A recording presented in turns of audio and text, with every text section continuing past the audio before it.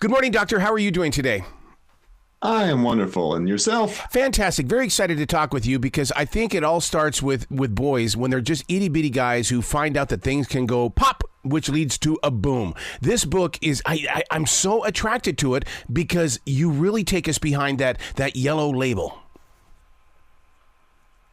Well, I try to give an insight into the reality of it. People have so many expectations based on actually way too much Hollywood and way too much CSI and shows like that.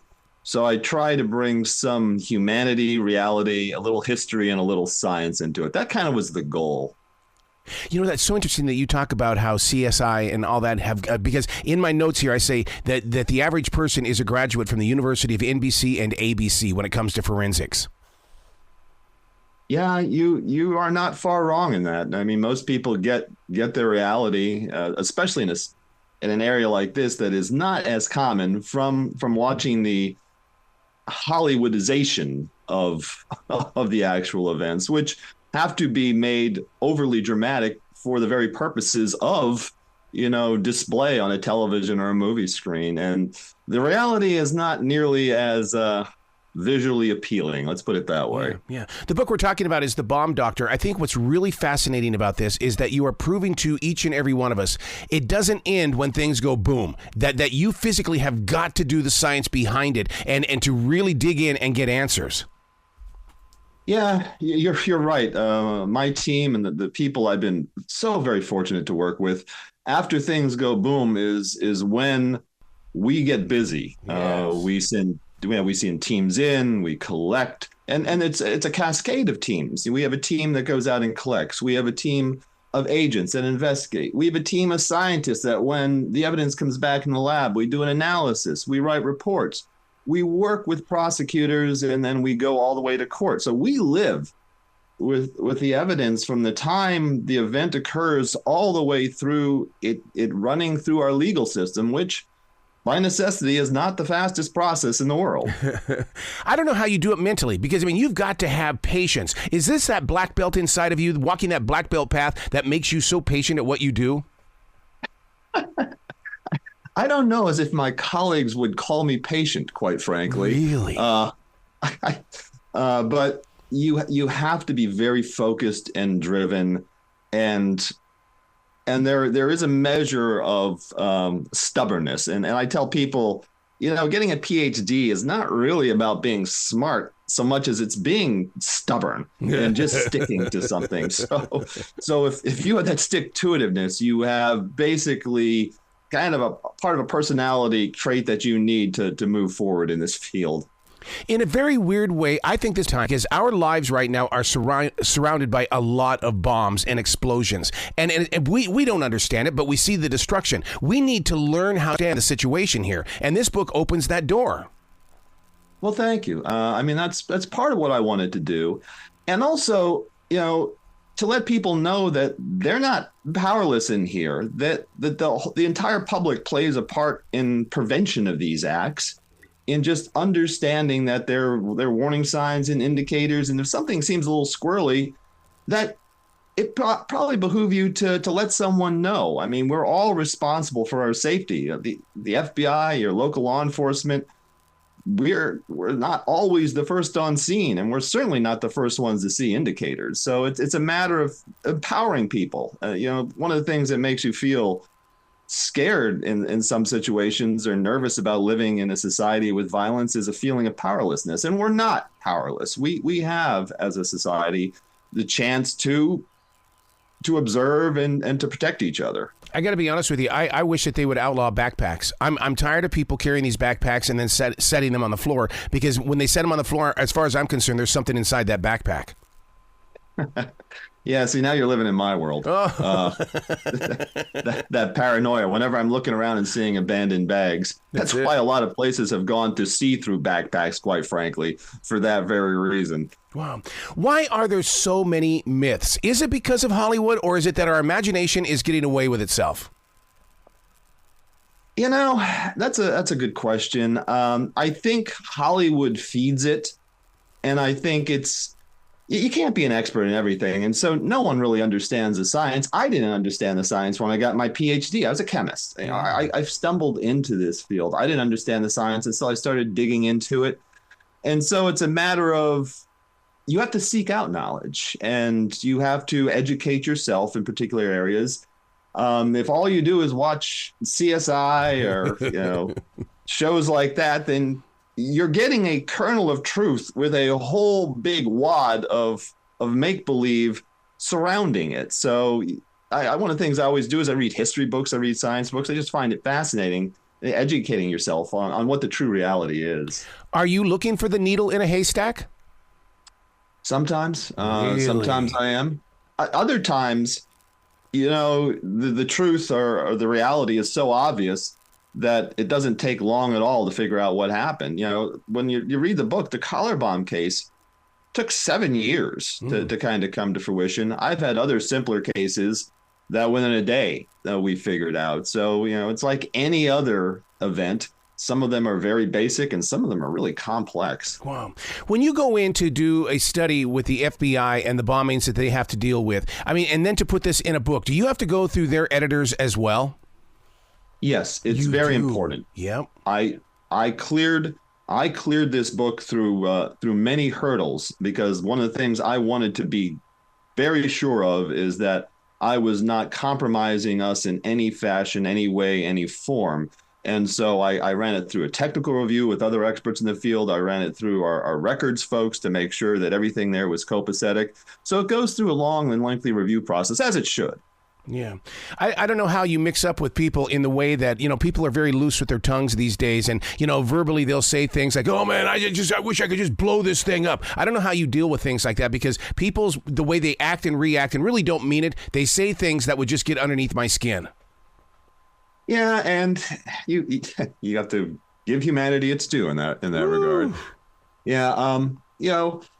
And that's why, if you look like something at Facebook, when someone just goes in and blows off steam, as it were. Yeah.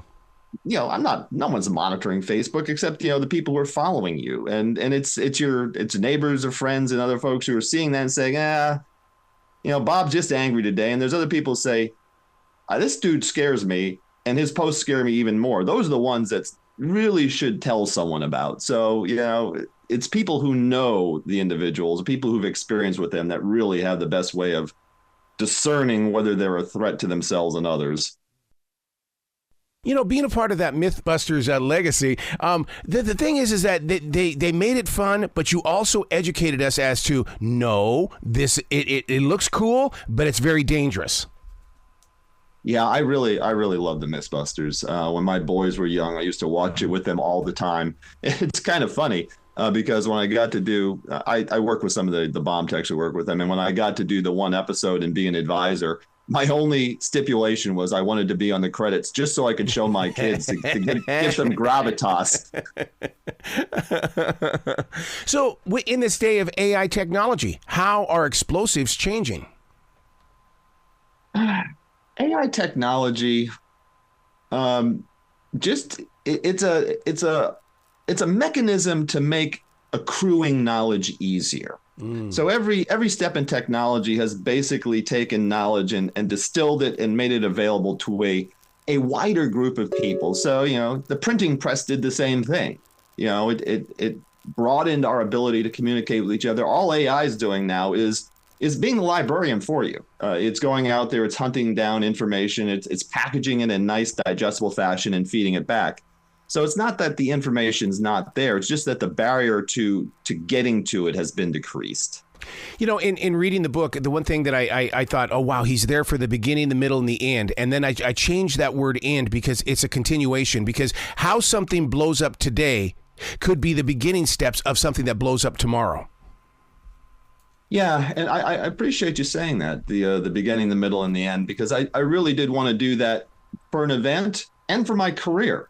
Quite frankly. And I like the way you said it's not the end, because it's passing off to another group of people. Mm-hmm. When I shuffle off this mortal coil, as they say, there will be people in line behind me who are going to continue this on. We, as a society, be investigating crimes like this since they've occurred. And our tools increase just as the the materials available to the bomb maker do. Yeah.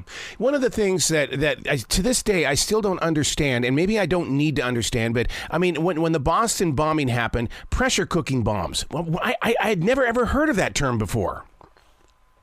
Well, it's and not to be bomb making 101. It's a vessel that just contains pressure, as it says right in the name, and the more pressure you contain, the greater the results are when the pressure is vented. Jeez, I mean, it just seems like that they keep changing. They keep, it's something new every single day. And of course, you bring up the word dirty bomb, and my heart just wants to stop and run in a completely different direction.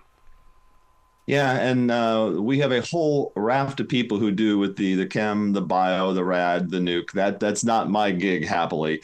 But that does add a layer of complexity on top of everything else. And in terms of things changing, you can look back in the 1800s and you can see the anarchists back there talking about making the same type of pipe bombs that we see today. Wow. So when you have something like Oklahoma City that takes place, do they come to you for your expert opinion in the way of going, okay, how can we prevent this from happening again? We need to put some sort of a limited a rule on the amount of fertilizer someone can buy, or you need to document who is buying what at all times.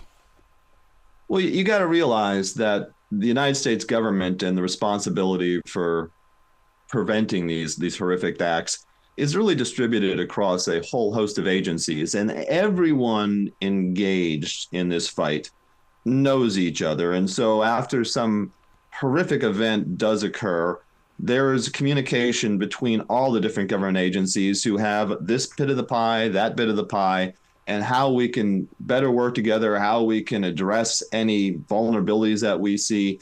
We're constantly doing that. And it's, we don't want to curtail anyone's freedoms, but we want to try to ensure that there's some security and safety. So it's a balancing act, but all of us do try to work together after. And even when there's not one of these events, quietly in the background, trying to avoid these events occurring. The book itself, The Bomb Doctor, it gives people that real full vision of what goes on behind the scenes, in the way of, if you go to a rock concert, we never get to see who puts the drum set together or tunes up the guitar. And I feel like that this is what this book is. You are taking us behind the scenes to show us the real deal.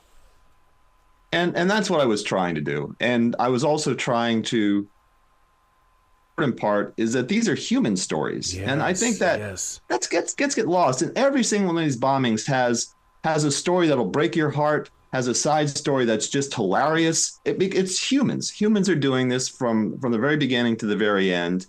And science is integral to this. And as a scientist, I wanted to impart some of that in a digestible fashion.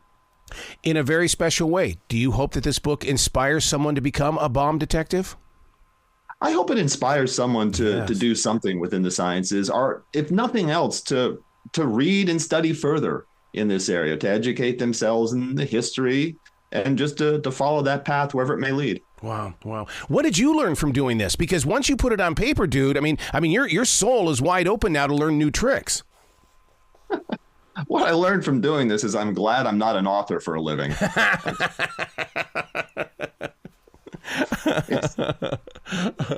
And as I said in one interview, I don't even remember when, that both being a professional writer and being a bomb tech, you both experience a lot of landmines, and I'm not sure which has more. Where can people go to find out more about you and really dive into your journey? Because of the nature of my work and what I still do, it's a little difficult to find anything about me other than this book and a handful of other small things in interviews. Wow. Well, I feel very blessed then today that I even got 15 minutes with you. It's been a great time. I hope I've imparted something entertainment value-wise to you. Oh, and content. My God, you're full of content, and I love you for that, dude. Thanks. I appreciate it. Well, you be brilliant today, okay, sir? You as well.